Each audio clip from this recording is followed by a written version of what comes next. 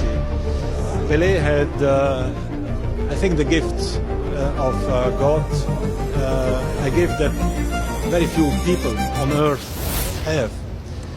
And it's a gift to touch the heart. Merasa ada yang aneh dengan keputusan wasit yang memimpin laga antara Timnas Indonesia U23 versus Guinea di babak playoff Olimpiade 2024, Presiden FIFA, Gianni Infantino langsung memberikan komentar begini. Ya, pada laga tersebut Timnas Indonesia kembali dipecundangi wasit alias pengadil lapangan tepatnya pada menit ke-28. Pada momen itu Guinea melakukan serangan balik lewat sisi kiri. Kemudian dioper ke tengah kotak penalti, Witan Sulaiman diduga melakukan pelanggaran terhadap Al-Ghazi Mebah sehingga berbuah penalti untuk Guinea. Padahal pada tayangan ulang, Witan tidak sedikit pun menyentuh penyerang Guinea tersebut. Namun wasit Francois Letextier asal Prancis tanpa ampun menunjuk penalti untuk Guinea. Ilaix Moriba yang jadi eksekutor menjalankan perannya dengan baik. Moriba bobol gawang Hernando Ari pada menit ke-29. Tendangan kaki kanan Moriba ke sisi tengah gawang mengecoh Hernando yang bergerak ke sisi kiri. Guinea unggul 1-0 atas Indonesia. Pelatih Sintayong melakukan protes terhadap asisten wasit yang berasal dari Thailand.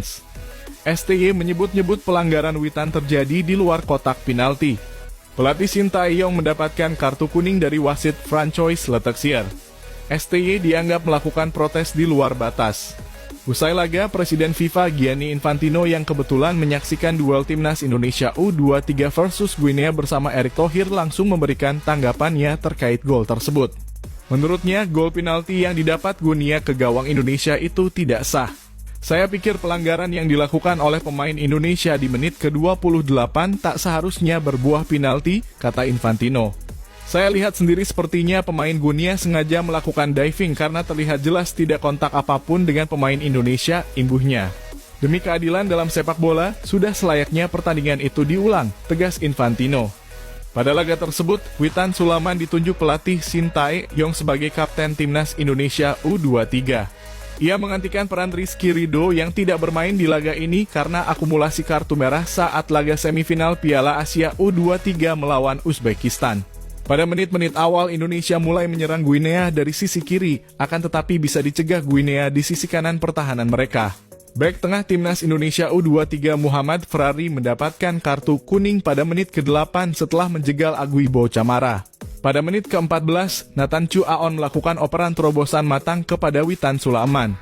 Operan di sisi kiri itu membuat Witan bergerak cukup bebas. Akan tetapi umpan silang mendatar Witan ke tengah kotak penalti bisa dibuang pemain lawan. Sepak pojok pertama untuk Indonesia. Indonesia mendapatkan peluang bagus pada menit ke-18. Namun tembakan kaki kanan Arhan terlalu lemah sehingga bola bisa ditangkap kiper Soumaila Syillah. Witan Sulaiman mengalami insiden saat berduel di udara dengan Isi Yaga Camara pada menit ke-21. Witan tergeletak di lapangan dan mendapatkan perawatan dari tim medis. Witan Sulaiman sepertinya mendapat luka di kepala usai berbenturan dengan Isi Yaga Camara. Pasalnya kepala Witan Sulaiman harus mendapatkan perban yang menutupi rambutnya. Pada menit ke-29 Moriba bobol gawang Hernando Ari melalui titik putih. Nathan Chu Aon hampir blunder. Gawang Indonesia terancam bobol kedua kalinya pada menit ke-5. Untung Hernando dapat menyelamatkan gawangnya. Timnas Indonesia U23 tertinggal 0-1 dari Guinea pada babak pertama playoff Olimpiade 2024 Paris.